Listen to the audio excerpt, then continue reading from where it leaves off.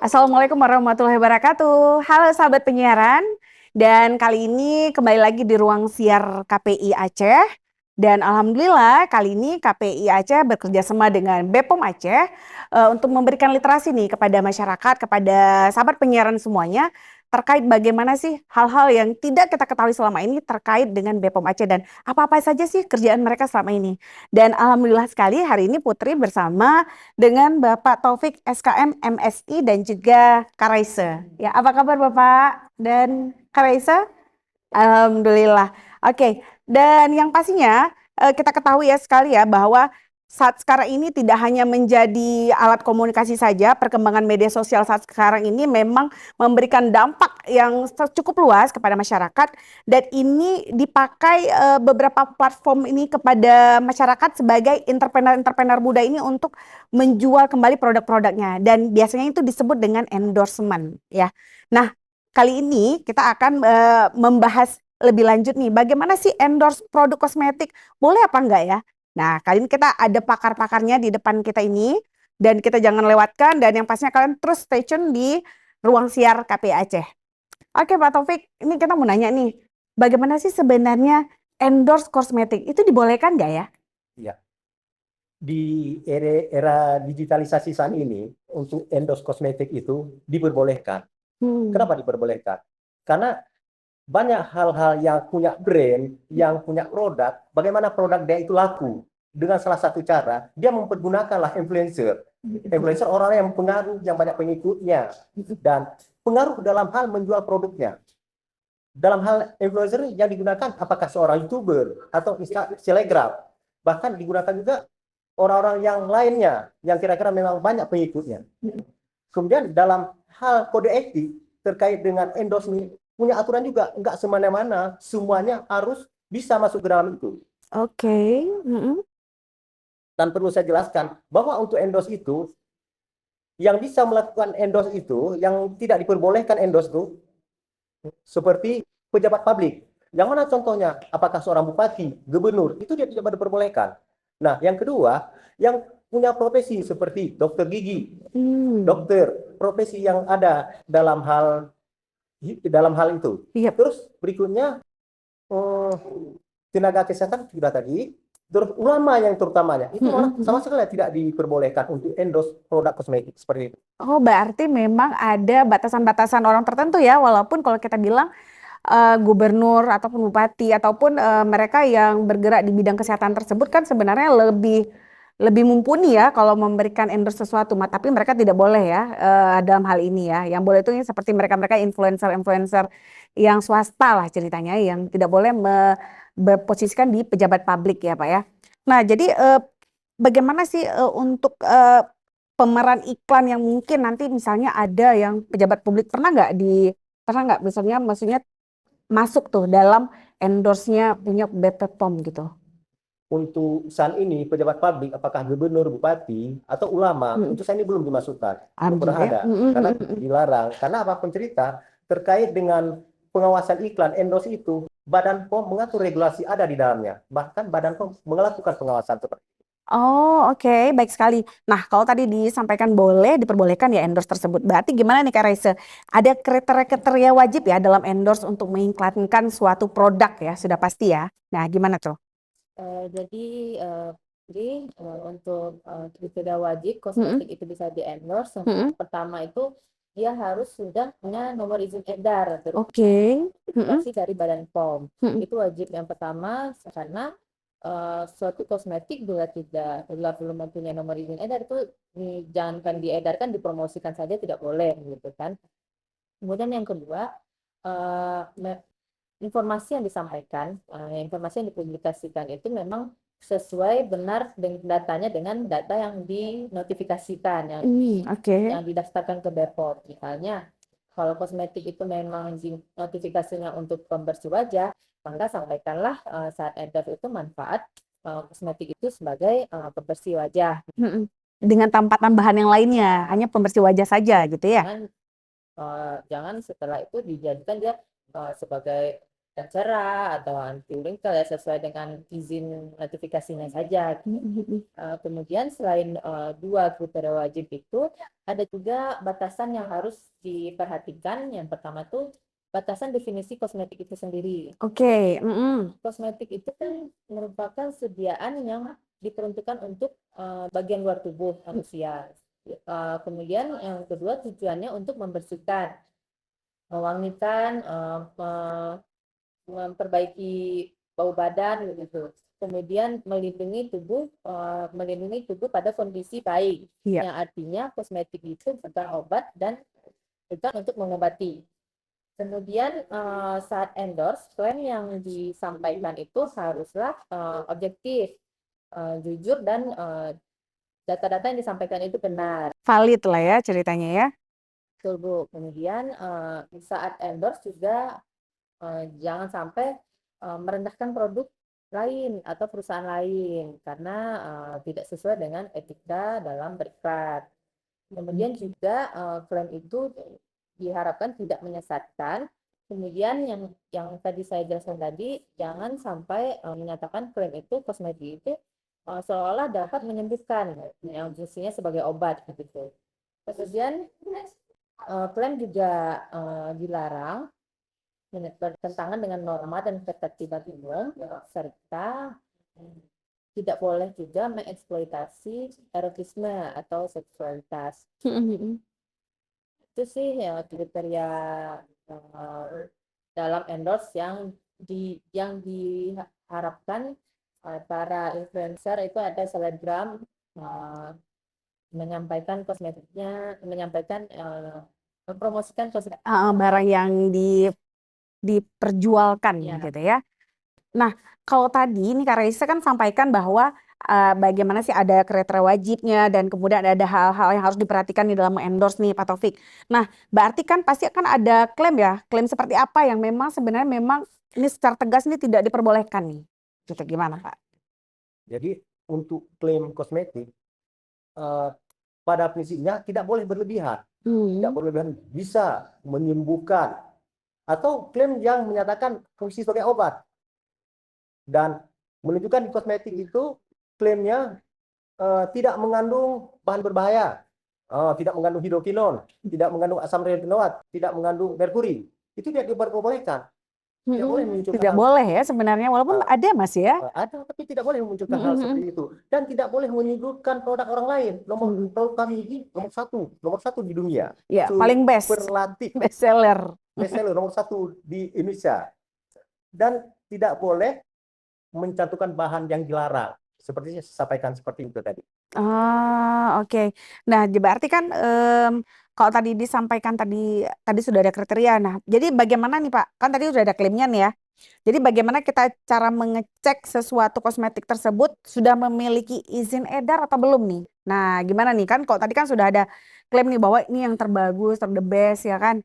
Nah, ini bagaimana cara kita mengecek bahwa suatu kosmetik ini sebenarnya ini udah benar nih? Karena semua pada buat ini sudah terverifikasi BPOM gitu, pakai centang hijau kayak gitu. Nah, bagaimana ini Pak? Di BPOM itu di era aplikasi saat ini BPOM sudah meluncurkan Beko Mobile.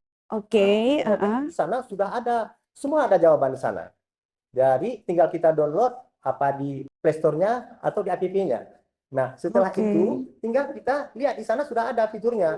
Ada di sana di barcode-nya, ada di sana udah ada nomor izin edarnya. Semua tinggal kita searching-nya aja. Tinggal kita scan-nya aja nomor yang ada tertera pada label. Karena pada label produk di sana sudah ada munculkan di barcode-nya, nomor izin edarnya, dan semua yang ada bisa kita lihat lewat aplikasi. Oh, berarti jadi dalam satu genggaman langsung dapat Sudah ada semua. semuanya informasi. Berarti jadi kita ketika melihat barang tersebut itu ada izin edarnya, kita langsung cek di barcode-nya. Nah, ceritanya kalau nggak ada barcode bagaimana begitu ya? Berarti itu udah jelas nggak ada di luar kuasanya BPOM gitu ya? Dia belum dapat izin edarnya. Tapi biasanya jarang sekali berada biasa karena semua dengan barcode memang ya, sudah dengan barcode ya. Barcode atau nomor notifikasinya itu Bu. Jadi bisa dua cara pakai nomor. Barcode seperti itu ya. Nah, Kak Reza, jadi kan kalau endorse kosmetik itu kan harus mendapat persetujuan berarti ya. Kan kalau kita lihat tadi kan ada ketentuan-ketentuan ya. Berarti kan memang harus dapat persetujuan nih dari Badan POM sendiri ya terkait ini ataupun sebelum ditayangkan gitu atau bagaimana itu? Sebenarnya untuk endorse atau Mm. iklan kosmetika itu tidak memerlukan persetujuan dari BPOM. Oke. Jadi sebenarnya dia bisa mempublikasikan langsung eh, produknya, produk kosmetik itu eh, tanpa melalui persetujuan BPOM. Mm-mm. Namun tetap diharapkan para pelaku usaha ataupun yang selebgram buat endorse itu dapat memenuhi ketentuan perundang-undangan yang berkaitan baik ke produknya atau materi iklannya ataupun etika dalam beriklan. Hmm. Jadi memang BPOM tidak eh, mengeluarkan izin persetujuan iklan untuk produk kosmetik. Iya, selama pelaku usaha tersebut masih di dalam kaidah-kaidah rules aturannya seperti itu ya. Karena kan terkadang mereka yang selebgram ini kan diminta oleh suatu pelaku usaha untuk menjual kembali produknya semenarik mungkin. Nah, berarti kadang-kadang selebgram tersebut kan kurang tahu ya nih apa batasan-batasan yang boleh dilakukan gitu ya. Berarti itu harus dipertegas oleh pelaku usaha tersebut ya untuk mengetahui ini. Nah, Pak, kalau misalnya nih ada yang ilegal, pasti kan ada sanksi hukum ya bila seseorang yang endorse kosmetik itu menjual tuh produk yang ilegal yang tanpa izin dari BPOM. Nah, itu bagaimana itu, Pak? Jadi semua aturan yang sudah ditetapkan pasti Mm-mm. ada regulasinya, pasti ada Mm-mm. aturannya, pasti ada undang-undangnya. Mm-mm. Nah, dalam hal ini apabila orang mengendorse produk tanpa izin edar, belum terdaftar di BPOM, dia bisa dikena sanksi pidana. Mm-mm. Nah, sanksi pidana apa? Pertama, dia terjerat dengan Undang-Undang Perlindungan Konsumen di nomor pasal 9 tahun tahun 1999. Nah, Mm-mm. apabila karena dia membuat opini menyesatkan, Ya, oke. mengada-ngada, mengelabui masyarakat.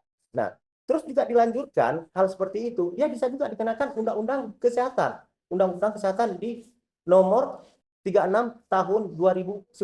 Dan sekarang kan sudah mulai Mm-mm. perbaharui di Undang-Undang tahun nomor 17 tahun 2023. Baru sekali. Dan ada Mm-mm. lagi Undang-Undang Cipta Kerja di nomor 6 tahun 2023. Semua apabila mereka mempromosi, mengedarkan, dan menjual bisa dikenakan pidana. Ini untuk diingat, pidana selama 12 tahun dan denda yang perlu diingat 5 miliar. Nah, Sekarang berapa modal? Modal yang dia endorse cuma 500.000, tapi kita lihat dendanya berapa dan hukumannya mm-mm. berapa. Itu yang perlu kita tekankan. Iya benar sekali. Berarti para selebgram ataupun mereka yang melakukan endorse terhadap suatu usaha produk itu memang benar-benar harus mengetahui ya. Karena ditakutkan karena beliau yang melakukan apa namanya mengiklankan ya. Jadi terkenalah pelaku usaha tersebut. Jadi saling terkait seperti itu ya. Dan ini memang seharusnya memang sahabat penyiaran juga mengetahui bahwa ini tidak main-main soalnya ya 5 miliar ataupun 12 tahun kurungan penjara seperti itu ya. Nah, Kak Raisa, kalau tadi sudah disampaikan oleh Pak Taufik ya, bagaimana sanksi-sanksi itu ngeri sekali ya memang ya. Apalagi terkait dengan 5 miliar tadi Pak ya. Nah, jadi berarti apa nih yang harus diperhatikan, yang harus disadari nih kalau tadi kan oleh pelaku usaha. Nah, bagaimana kalau dari pihak kita nih sebagai eh, konsumen nih. Nah, konsumen apa yang harus diperhatikan bila kita akan membeli barang ataupun apa harus diperhatikan bila memberikan testimoni nih dari endorse itu kepada untuk masyarakatnya seperti itu. Eh, Umumnya kan endorse itu ya, umumnya kan mereka menyampaikan testimoni ya, Mm-mm. gitu ya. Menyampaikan testimoninya kalau dia produk ini dapat memanfaatkan sebagai ini. Nah, testimoni itu dibolehkan secara aturannya dibolehkan.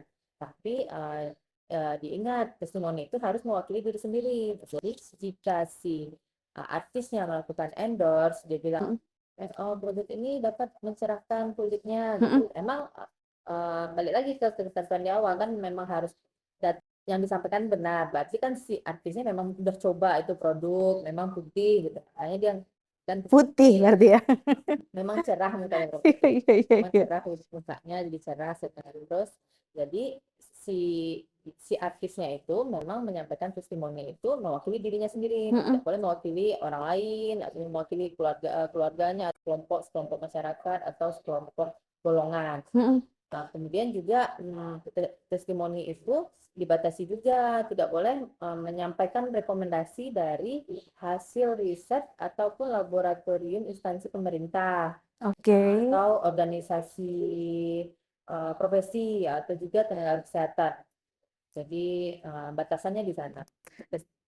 Berarti ada poin penting ya, kosmetik itu adalah hal yang dipakai bukan minum ya. Ya, Itu berbeda karena kan juga dibilang ini termasuk dengan ya, ya. kosmetik juga nih mempercantik dari dalam. Seperti itu ya.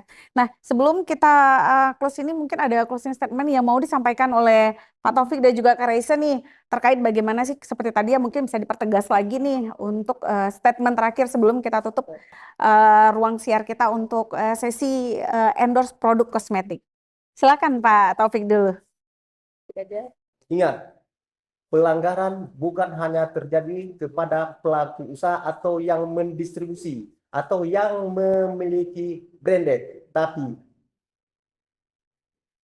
YouTuber atau selegraf yang melakukan influencer juga bisa terjadi. Satu hal yang perlu digarisbawahi, endorse-lah produk yang sudah memiliki izin edar, berikan informasi akurat, tepat, dan sesuai dengan klaim yang dimunculkan oleh kosmetik tersebut. Terima kasih. Oke, silakan Kak Raisa. Saya nggak sepanjang Pak Taufik ya. Iya, nggak masalah. Yang penting supaya sahabat penyiaran ini tahu bagaimana sih batasan-batasan yang harus diketahui oleh mereka. Silakan. Kalau saya singkat saja, jadilah konsumen cerdas. Jadilah konsumen cerdas. Yap, yang pastinya sahabat penyiaran terkait dengan endorse produk kosmetik ini, kalau tadi ada yang belum menyaksikan dari awal, nanti bisa lihat lagi di YouTube kita, di YouTube-nya KPI Aceh dan juga YouTube BPOM ya. Nah, yang pastinya kita akan jumpa lagi di sesi berikutnya, yang pastinya di judul-judul dan segmen bersama BPOM lagi.